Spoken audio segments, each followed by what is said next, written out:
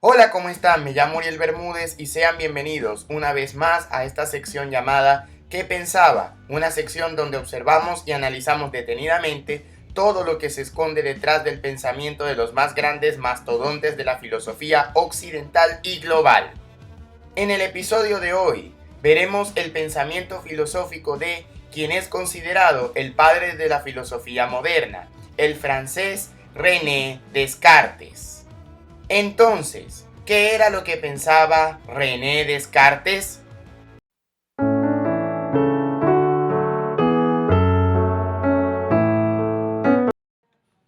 Por lo general se considera a Descartes como el padre de la filosofía moderna, independientemente de sus muy relevantes aportes a las matemáticas y la física.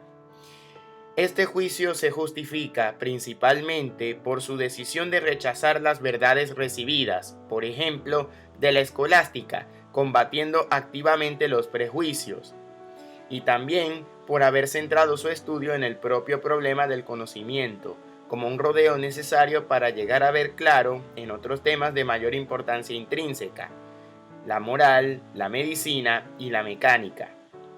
En esta prioridad que concede a los problemas epistemológicos, lo seguirán todos sus principales sucesores. Sin embargo, esta manera de juzgarlo no debe impedirnos valorar el conocimiento y los estrechos vínculos que este autor mantiene con los filósofos clásicos, principalmente con Platón y Aristóteles, pero también Cicerón y Sexto Empírico. Los principales filósofos que lo sucedieron estudiaron con profundo interés sus teorías, sea para desarrollar sus resultados o para objetarlo. Este es el caso de Pascal, Spinoza, Newton, Leibniz, Malebranche, Locke, Hume y Kant, cuando menos. Lo que Descartes aspira con su pensamiento es a establecer algo firme y duradero en las ciencias. Con ese objeto, según la parte tercera del discurso, por un lado, él cree que en general conviene proponerse metas realistas y actuar resueltamente, pero prevé que en lo cotidiano, así sea provisionalmente, tendrá que adaptarse a su entorno, sin lo cual su vida se llenará de conflictos que lo privarán de las condiciones mínimas para investigar. Por otro lado, compara su situación a la de un caminante extraviado, y así concluye que la investigación libremente elegida le conviene seguir un rumbo determinado. Esto implica atenerse a una regla relativamente fija, un método, sin abandonarla por razones débiles. En sus primeras partes, el discurso resulta ejemplarmente ameno y fluido, a pesar de tratar temas fundamentales y darnos, además, una buena idea del proyecto filosófico general del propio autor. Ante todo, Descartes explica en esta obra que lo llevó a desarrollar una investigación independiente. La razón es que, aunque él atribuye al conocimiento un enorme valor práctico, lo cree indispensable para conducirse en la vida, pues basta pensar bien para actuar bien, su paso por la escuela lo ha dejado frustrado.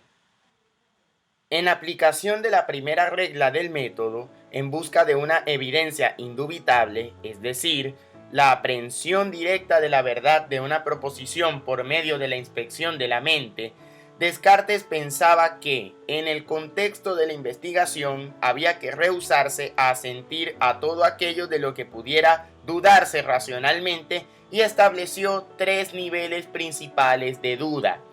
En el primero, citando errores típicos de percepción de los que cualquiera ha sido víctima, Descartes cuestiona cierta clase de percepciones sensoriales, especialmente las que se refieren a objetos lejanos o las que se producen en condiciones desfavorables. En el segundo, se señala la similitud entre la vigilia y el sueño, y la falta de criterios claros para discernir entre ellos. De este modo se plantea una duda general sobre las percepciones, aparentemente empíricas, que acaso con igual derecho podrían imputarse al sueño. Por último, al final de la meditación 1, Descartes concibe que podría haber un ser superior, específicamente un genio maligno extremadamente poderoso y capaz de manipular nuestras creencias. Dicho genio maligno, entre comillas, no es más que una metáfora que significa: y si nuestra naturaleza es defectuosa, de manera que incluso creyendo que estamos en la verdad podríamos equivocarnos, pues seríamos defectuosos intelectualmente. Siendo este el más célebre de sus argumentos escépticos, no hay que olvidar cómo Descartes considera también allí mismo la hipótesis de un azar desfavorable o la de un orden causal adverso, lo que podría ser el orden de las cosas, capaz de inducirnos a un error masivo que afectara también a ideas no tomadas de los sentidos o la imaginación. Inicialmente, Descartes llega a un solo primer principio: el pensamiento no puede separarse de mí, por lo tanto, yo existo. En particular, esto se conoce como cogito ergo sum, que significa en el español pienso luego existo, siendo esta frase una de las más conocidas de Descartes y que resume en parte su pensamiento filosófico. Por lo tanto, concluyó Descartes, si dudaba, entonces algo o alguien debe estar dudando. Por lo tanto, el hecho mismo de que dudara demostró su existencia. Y citamos: el significado simple de la frase es que si uno es escéptico de la existencia, eso es en sí mismo una prueba de que sí existe. En la segunda meditación, Descartes concluyó que siempre que digo yo soy, yo existo o lo concibo en mi mente, necesariamente ha de ser verdad. Estos primeros principios, pienso y existo, fueron confirmados como una percepción clara y distinta en su tercera meditación. Descartes define el pensamiento cogitatio como, y citamos, lo que sucede en mí de tal manera que soy inmediatamente consciente de ello en la medida en que lo soy. Pensar es, por lo tanto, toda actividad de una persona de la cual la persona es inmediatamente consciente. Ante la duda del genio maligno, entre comillas, Descartes determina el conocimiento indudable del yo, porque se necesita existir para ser engañado en absoluto, pero solo como una cosa pensante, porque todas las creencias todavía se consideran falsas. Esto incluye la creencia de tener un cuerpo dotado de órganos de los sentidos. Partiendo del cogito, Descartes trata de demostrar futuros principios que intenten asegurar la existencia independiente del mundo externo, así como el cogito mientras no está pensando. Para Descartes, la sustancia es aquello que existe por sí mismo sin necesidad de otra cosa, es decir, es aquello autosubsistente. Partiendo del cogito, Descartes sostiene que él mismo es sólo una sustancia pensante o res cogitans mediante la facultad de juicio que está en la mente, dado que ni siquiera el escéptico radical puede negar la existencia del pensamiento, mientras que sí se puede mantener una duda sobre el cuerpo. Entre estas ideas simples se encuentran la extensión y sus modificaciones o modos, cantidad, la forma y el movimiento, etc., que Descartes acepta sin más como indudables y constitutivas de la sustancia corpórea, sometida por tanto al espacio, al movimiento y a medidas espaciales de igual forma que el tiempo, que llama sustancia extensa o res extensa, es decir, el cuerpo o la materia.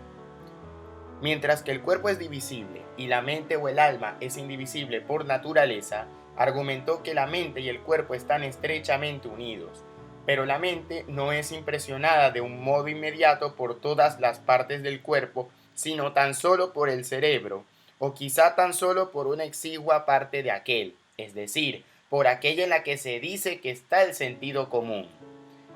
Descartes dio prioridad a la mente y argumentó que ésta podría existir sin el cuerpo, pero el cuerpo no podría existir sin la mente. En las meditaciones incluso argumenta que, Si bien la mente es una sustancia, el cuerpo está compuesto solo de accidentes. En cualquier caso, la teoría de las dos sustancias nos invita a un mundo dualista. Para llegar de una realidad a otra, del cuerpo al alma en la percepción sensorial o viceversa, como en el movimiento voluntario, Descartes menciona que hay una glándula en el cerebro humano, que es la glándula pineal, donde se encuentra el punto de contacto entre ambas sustancias. Por supuesto, Descartes nunca pudo verificar esta afirmación y la respuesta a cómo una tal interacción podría ser ejercida sigue siendo, a día de hoy, un tema bastante controversial. Descartes matizó en su segunda respuesta a las objeciones de sus meditaciones que, cuando percibimos que somos cosas pensantes, esa es una noción primera, no sacada de silogismo alguno, y cuando alguien dice pienso, luego soy o existo, no infiere su existencia del pensamiento como si fuese la conclusión de un silogismo, sino como algo notorio por sí mismo, contemplado por simple inspección de espíritu. Por otro lado, en sus principios de la filosofía, sostiene la existencia del cogito como una conclusión silogística en vez de una intuición. En una entrevista con Franz Burman declaró que, y citamos, antes de la inferencia de estoy pensando a yo existo, se puede conocer la premisa todo lo que piensa que existe, porque es anterior a la inferencia que depende de ella. Por eso digo en los principios 1.10 que esta premisa es lo primero, porque siempre está implícitamente ahí y se da por sentado, pero no se sigue que siempre esté consciente de manera expresa y explícita de que sucederá primero. Pierre Gassendi pronunció en oposición a la cita de Descartes, ambulo ergo sum, me paseo, luego existo, ya que para Gassendi la fuente del conocimiento de la propia existencia no es el intelecto, sino la experiencia que se percibe con todos los sentidos en contacto con la naturaleza. Descartes respondió que esto solo demuestra el conocimiento interior del paseo como pensamiento, pero no respecto a la existencia o movimiento del cuerpo, que puede ser falso como sucede en los sueños. Descartes dio razones para pensar que los pensamientos despiertos son distinguibles de los sueños, y esa mente no puede haber sido secuestrada por un genio maligno que coloca un mundo externo ilusorio ante los sentidos. De esta manera, Descartes procede a construir un sistema de conocimiento descartando la percepción como poco confiable y, en cambio, admitiendo solo la deducción como método. Harry G. Frankfurt no encontró satisfactoria la respuesta de Descartes a Gassendi, pues la sensación del ambulo está lógicamente ligada al ser, y el cogito también es dudable. Descartes hizo sus escritos sobre moral o ética en la última parte de su vida. No obstante, antes, en su obra Discurso del Método, publicado en el año 1637, adoptó 3 máximas que le permitieran actuar al mismo tiempo que ponía en duda todas sus ideas. Estas máximas se conocen como su moral provisional, entre comillas. A las 3 máximas se le suma una cuarta que las enlaza con el método: juzgar bien para actuar bien. En su obra posterior, Descartes construye su filosofía moral sobre 3 bases: la metafísica, la razón y la tradición estoica. Para él, la moral era una ciencia, la más alta y perfecta, y sus raíces se encuentran en la metafísica, al igual que para las demás ciencias.